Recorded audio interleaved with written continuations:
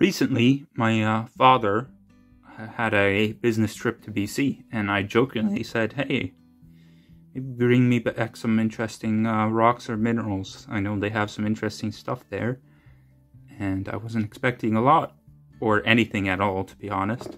But I guess he had time to stop by a local rock shop, and he picked me up some stuff. Now, right away, you're going to notice, anybody who knows anything, these two guys in the middle aren't actually rocks. This shiny blue-gray metal chunk is industrial-grade silicon. Silicon has been used in so many different things in the modern day. It plays a very important role.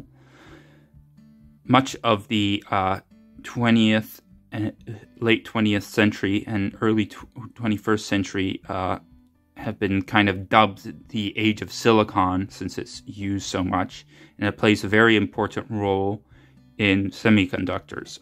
And this chunk would have been refined at a factory out of raw natural material, and then this would have been shipped off somewhere else, usually to be used in some other factory to make parts like semiconductors. Now, this piece is slag. Now, what makes this slag interesting? It is a type of slag that actually comes from Germany. It comes from the Harz Mountains in Germany, which is, I believe, central Germany. And that area of Germany has long been a industrial mining center. It has played a major role in mining metals like silver, copper, lead, and even zinc later on. And it started off even in like the Middle Ages, in like, I believe, like the 13th century or maybe 14th century, mining silver. And then later on in the early modern age, they moved on to also copper and lead, and then later on even zinc. And in these areas, they would also smelt their raw material that they mined.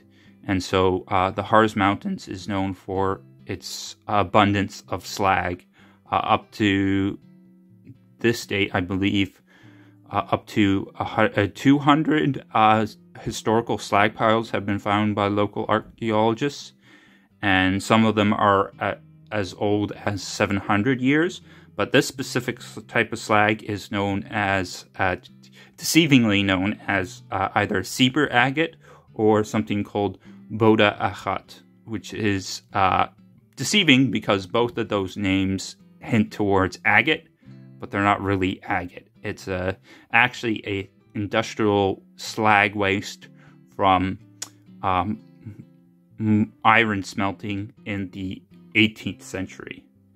So still historical and a little bit old, like a couple hundred years, but not an agate and not as old as some of the older piles out there. But it's still very interesting. Up next we have this lovely chunk of Mookaite from Australia. Its scientific name is a Wendalian or Windalia radiolorite, and its common name, as mentioned before, is Mookaite, which was named after the Mooka Creek where it was originally found. And it's, as radiolorites come, it's quite a colorful one. Now, radiolorites are a chert-like fine-grained silica sedimentary rock, and they are primarily composed of these little microscopic radiolorines. I think I've pronounced that correctly. Big words. They're the remains of these microscopic radiolorines, hence the name radiolorite. Radiolorines, as I mentioned before, are microscopic. They're a type of marine protozoic organism. So they're related to other protists. And they have this exoskeleton, this outer skeleton that's made of minerals, most commonly being silica, which is why they form these silicous rocks. Mookaite is known for its wonderful range of colors, as you can see, and its general ability to take a good polish. It's quite, some radiolarites can be quite crumbly and brittle, or at least from what I've read, whereas Mookaite has a lot more higher quality. And interestingly, the kind of like the coloration can come from actually organic pigments left behind from probably the radiolarians and other aquatic sea life that died at the time. Though there's also probably some of this is hematite staining, and I definitely see some like limonite in there. So there's probably limonite, and this looks to me a lot like there's hematite and maybe some magnesium dendrites and some like limonite. But it's a very colorful, pretty material. And once I have my lapidary tools set up again and I have a proper setup, I definitely think I'm going to polish at least a couple of these faces to kind of get a nice feel for it. Up next, we have this awesome chunk, large chunk of BC Ocean Picture Stone. This is the same material that those who, you guys probably know who he is, the YouTube prospector, Dan Hurd. This is the same material that comes off of his claim. This is a chalcedony-based material primarily, with some additions of other mineral inclusions, including some like limonite. If you see like yellows and stuff like that, that's usually limonite inclusions. And then you've got dendritic magnesium, and I believe there might be some calcite and stuff. And from what I understand, the blue comes from the inclusion of copper and sodium salts in the actual silica. And it's just a very lovely material. Actually, give me a second and I'll wet it down so you guys can get a better look at it. So I wet it down a bit. I don't really have a spray bottle here, so I used a damp cloth, so it's not super good, but you can see the colors pop a bit more. It's got some lovely kind of like wavy patterns, hence the name Ocean Picture Stone. And sometimes if you get like the gray or the limonite matrix, there's some like yellow stained, limonite stained matrix that you can get. And you like see mountains and beaches and stuff like that. And I definitely want to slab this guy up into a couple pieces and do some wonderful stuff with this material, because it is lovely. And I'm very thankful that my father got me a large chunk like this. Apparently it was on sale at the place he bought it, so he's like, I gotta get a piece of this for him. And it's just lovely material. Some lovely blues and wavy whites and some interesting magnesium inclusions and a bit of limonite inclusions. I'm sure I can turn this into some lovely material. Last but definitely not least, I have this lovely slab of BC Jade. The Jade from BC is a nephritic jade, for anybody who's asking.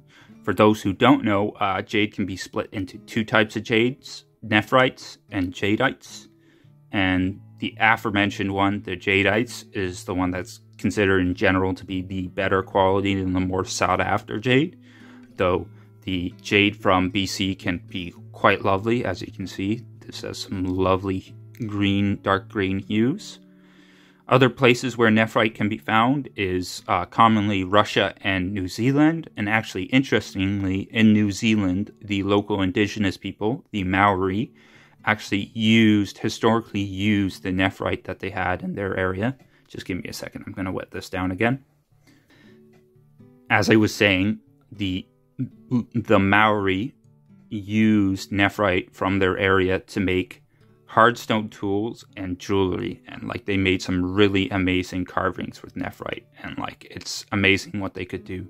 And in fact, I actually have not a Maori carving, but I have a nephrite carving of BC jade, like BC nephrite jade, that I was gifted a couple of years ago, that I will quickly show you guys so that you can see what it looks like high quality nephrite and what it can be turned into. Here is the little carving I was talking about. It's a lovely little frog. I was gifted to this by a local collector and friend. I always try, in the last couple of years, I've always tried to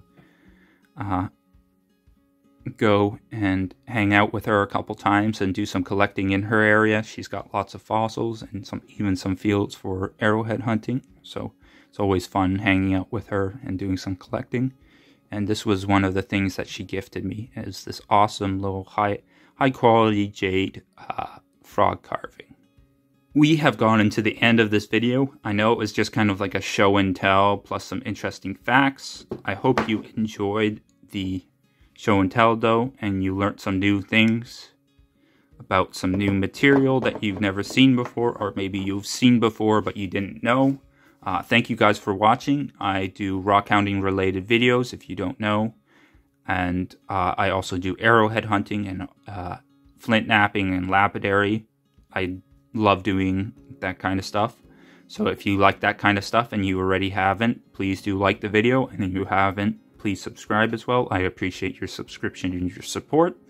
Thank you guys for watching. Please do actually down below quickly let me know what's your favorite. What did you find the most interesting or the most cool? Let me know what your favorite piece was in this video. And I hope to see you guys next week in the next video. Have a great day, guys.